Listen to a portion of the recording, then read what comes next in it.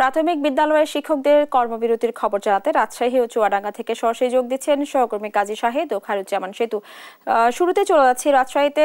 শাহেদ, যেমনটি বলছিলাম, শিক্ষকরা কর্মবিরতি পালন করছে। এই কর্মবিরতি নিয়ে শিক্ষকরা আসলে কি বলছে, বিস্তারিত জানাবেন।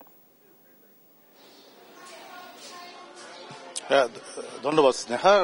সারা দেশের মতো রাজশাহীতেও সরকারি যে প্রাথমিক বিদ্যালয়গুলি আছে তাদের শিক্ষকরা যে কর্মবিরতি শুরু করেছেন। আমরা আছি রাজশাহী নগরীর ঘোড়ামারা সরকারি প্রাথমিক বিদ্যালয়ে। এখানেও আমরা সকালে কিন্তু দেখেছি যে শিক্ষার্থী অভিভাবকরাও আজকে এসেছিলেন। শিক্ষকরা আজকে তাদের শিক্ষার্থীদের ফলাফল দিয়েছেন এবং অনেক শিক্ষার্থীরা এসেছিলেন, কিন্তু 3 দফা দাবিতে তাদের যে কর্মবিরতি সেটি তারা পালন করছেন বলে জানিয়েছেন আমাদেরকে। আমরা একটু কথা বলতে চাই একজন সরকারি শিক্ষকের সঙ্গে। আপনার কাছ থেকে একটু জানতে চাই যে আপনাদের দাবিগুলি কি, আপনারা কেন কর্মবিরতি করছেন? আমরা 3টি দাবিতে কর্মবিরতিতে আছি। প্রথম হচ্ছে যে আমাদের এন্ট্রি লেভেল 11তম গ্রেড, দ্বিতীয় হচ্ছে যে 10ম এবং 16তম বছর পূর্তিতে আমাদের উচ্চতর গ্রেড প্রাপ্তি কিছু জটিলতা আছে সেটা নিরসন, আর তৃতীয় হচ্ছে যে প্রধান শিক্ষক পদে শতভাগ পদোন্নতি। এই 3 দাবিতে আমাদের কর্মবিরতি চলছে। আজকেও তো আমরা দেখলাম যে শিক্ষার্থী এবং অভিভাবকরাও এসেছিলেন, তাহলে কর্মবিরতিতে আপনারা গেলেন কিন্তু ক্লাস তো হচ্ছে না, শুধুমাত্র বাকি সব কাজই তো হচ্ছে। হ্যাঁ, বাকি সব কাজ হচ্ছে। আমরা পাঠদান থেকে বিরত আছি। আজ যেমন আমরা একটা অভিভাবক এবং মা সমাবেশ করেছি, তারপরে প্রথম প্রান্তিক পরীক্ষার ফলাফল প্রদান করেছি। এভাবে আমরা সময়গুলো কাটাচ্ছি। এই কর্মবিরতি আপনাদের কতদিন চলবে? দাবি আদায় না হওয়া পর্যন্ত আমাদের কর্মবিরতি চলবে।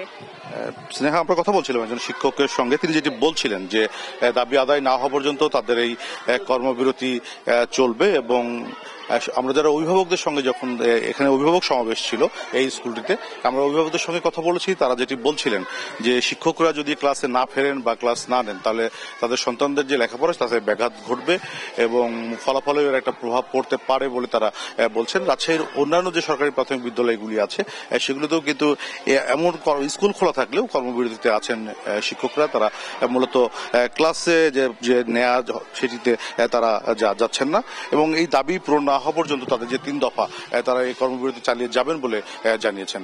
তো এই ছিল রাজশাহী থেকে আমার কাছে সর্বশেষ। আমরা চলে যাচ্ছি চুয়াডাঙ্গায় সহকর্মী সেতুর কাছে, সেখানকার খবর জানতে।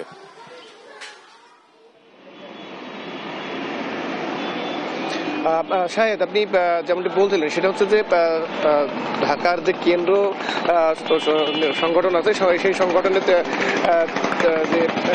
প্রাইমারি স্কুলের যে সহকারী শিক্ষকদের যে কেন্দ্রীয় সংগঠন, সেই সংগঠন থেকে কিন্তু সারা দেশেই কিন্তু তারা আজ থেকে পূর্ণ কর্মদিবসের ঘোষণা দিয়েছে। কিন্তু চুয়াডাঙ্গার প্রেক্ষাপটটা একটু আলাদা। সেটা হচ্ছে যে চুয়াডাঙ্গাতে অধিকাংশ স্কুলেই কিন্তু ক্লাস চলছে।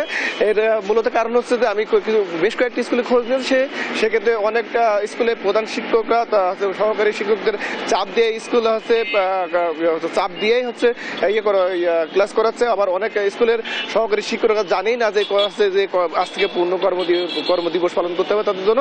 তো আমি যেমনটি শুনেছি সেটা হচ্ছে যে তাদের যে দাবি, সে দাবিটা হচ্ছে যে তাদের যে বেতন স্কেল হচ্ছে 12তম গ্রেডে ইতিমধ্যে অন্তর্বর্তীকালীন সরকারের একটা প্রতিনিধি দল সুপারিশ করেছে। সেই 12তম গ্রেডের যে হচ্ছে গ্রেড আছে সেই গ্রেডে তারা থাকতে চায় না। তারা মূলত কিন্তু 11তম গ্রেডে বেতন নিতেছে এবং বেতন স্কেল চাই। এই দাবিতেই কিন্তু তারা মূলত পূর্ণ কর্মদিবস পালন শুরু করেছে। ইতিমধ্যে কিন্তু তারা বেশ কিছুদিন ধরেই কিন্তু তারা বিভিন্ন আন্দোলন করে আসছে। প্রথমত তারা কিন্তু 1 ঘন্টা কর্মবিরতি করেছে, তারপরে কিন্তু অর্ধ দিবস কর্মবিরতি করেছে এবং আজকে থেকে কিন্তু তারা পূর্ণ কর্মদিবস হচ্ছে পালন করা শুরু করেছে। এবং এটা কিন্তু আমাকে যেমনটা জানিয়েছে আর কি নেতৃবৃন্দ, সেটা হচ্ছে যে এই তাদের দাবি দাওয়া না মানা পর্যন্ত তারা কিন্তু এভাবে লাগাতার কর্মবিরতি চালিয়ে যাবে। শুধু তাই না, তারা কিন্তু ঢাকাতেও সমাবেশ করতে পারে বলে এমন একটা হচ্ছে সংশ্লিষ্ট সূত্র আমাকে জানিয়েছে। তো এই ছিল চুয়াডাঙ্গা থেকে সর্বশেষ। আমরা এখন চলে যাচ্ছি স্টুডিওতে স্নেহার কাছে। স্নেহা। শাহেদ এবং সেতু, আপনাদের দুজনকে ধন্যবাদ জানাচ্ছি। দর্শক, শুনছিলাম রাজশাহী ও চুয়াডাঙ্গাতে পূর্ণ দিবস শিক্ষকদের কর্মবিরতি নিয়ে সর্বশেষ বিস্তারিত।